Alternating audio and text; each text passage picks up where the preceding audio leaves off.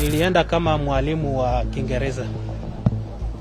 Nilikuwa najua ya kwamba naenda kuwa mwalimu wa Kiingereza. I am a chef. That is the job I was promised I'm going to do in Thailand. For many in Kenya and other African countries where the unemployment rate is high, getting a job abroad or overseas is a dream come true. Nikijua sasa nimefika Canada. It presents a life-changing opportunity to better one's life and even that of their people back home. But in some cases that continue to grow by the day, the grass is not always greener on the other side.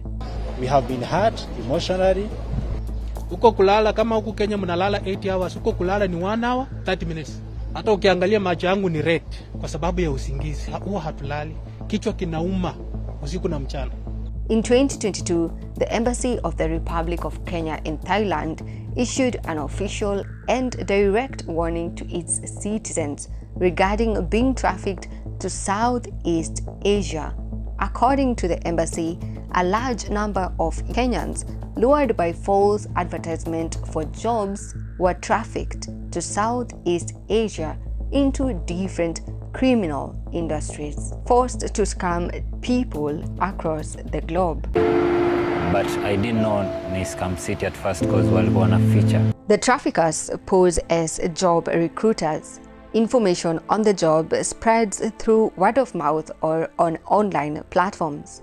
The jobs are ordinary jobs: teaching, customer service, sales persons, but come along with a generous salary, often a convincing offer to most dreaming of better life or seeking better opportunities.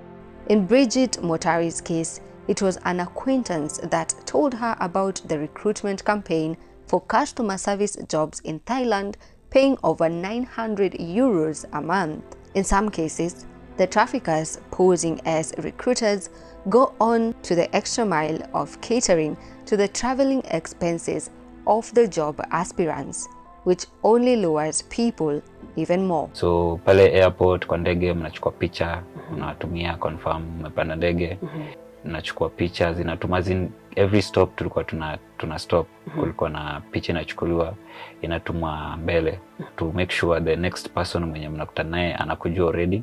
Okay. Na anajua venye atafanya hiyo mambo teke uende to the next step. Upon landing in these countries, victims report being received by armed cartels who sneak them through the borders and take them to the designated industries. Wakati nilifika huko, niliingia kwa gari yenye sijawahi ingia tangu nisaliwe. V8. Wakati niliwekwa kwa hiyo gari, iliendeshwa kwa mwendo wa kasi sana. 120 plus. Hiyo speed 9 hours non-stop. Nauliza driver tunaenda wapi, hawajui Kiingereza. Kile kilinishangaza na nikajua kwamba sasa hapa nimepatikana. Wakati nilifuka mto. Na mto unafuka unapitishwa kwa board. Nikajua sasa hapa maisha yangu imeisha. In this video, we'll focus more on the scam compounds, which are large areas devoted to online scams, also known as fraud factories.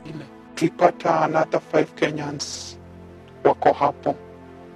Ndio siku moja wakatuita, wakatufungia kwenye room. Wakatuuliza, mnajua mmekuja kufanya kazi gani hapa?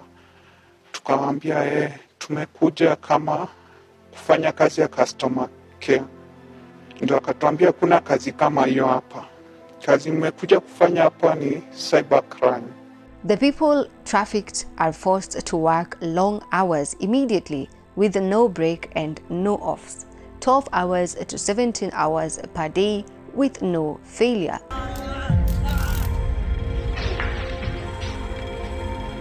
Physical punishments in the scam compounds are common.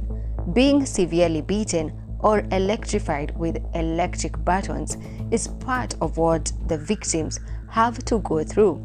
Failure to deliver the work minimums or any other offenses or trouble you cause will earn you this brutal treatment. Wakati tulifika huko kazi sikuwa tena ya walimu. Ilikuwa ni tuibie watu online. Wizi. unaiba tu direct, uibie mtu, uconfuse mtu na umuibie online. Kama hujafaulu kuiba ni banishment. It goes beyond physical torture. Offenses regarded severe are rewarded with isolation. But even without the punishment, life inside these scam compounds is barely bearable. Human rights are completely thrown out of the window, and the conditions are tough for everyone who finds themselves trapped in this manner. 20 hours a day. Just constant work. This is hell, my brother. This place is hell. Aside from the long working hours, freedom is also denied. Movement in these areas is highly monitored, with victims only going from office to dorm and nowhere else. Something as basic as sunlight is something that comes hard for them. Now, this building are guarded 24/7. No one leaves without permission. It's not just fraud, it's modern day slavery hidden in plain sight.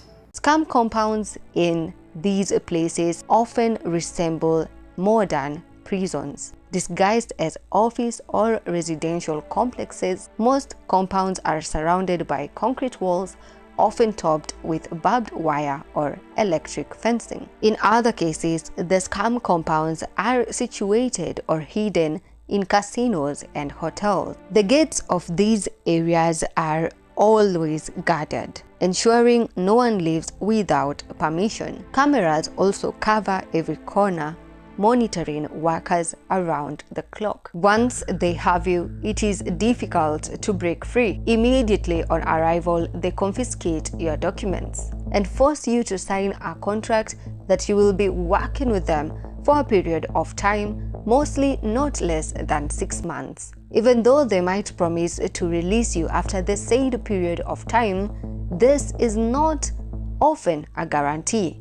Victims and survivors have reported being sold to different scam compounds instead. They give you other options to buy your freedom, equally as difficult. Either pay a ransom, often not less than $5,000, or recruit other people. I never knew that is the job I'm gonna do. No, I never knew.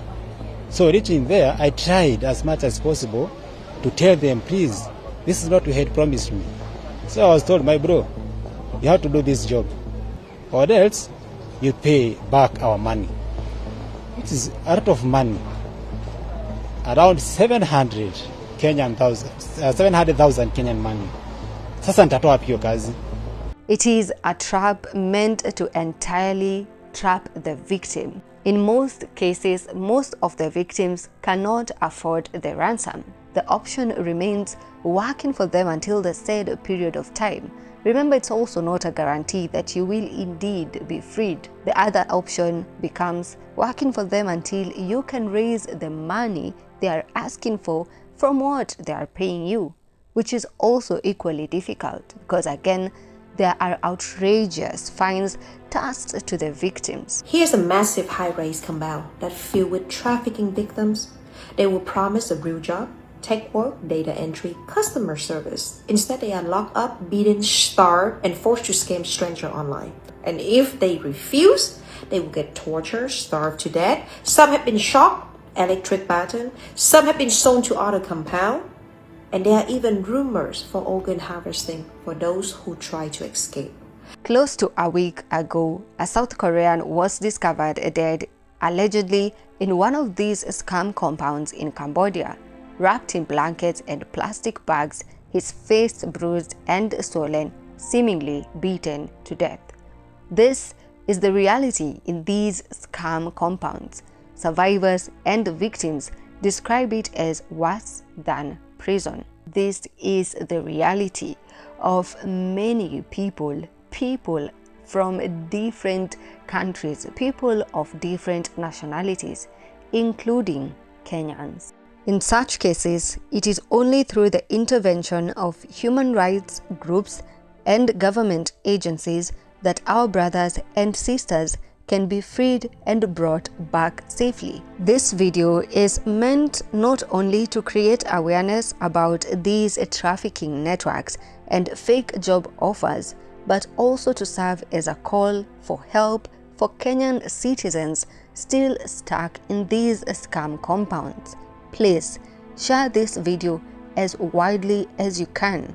Together, let's amplify their voices and push for their freedom.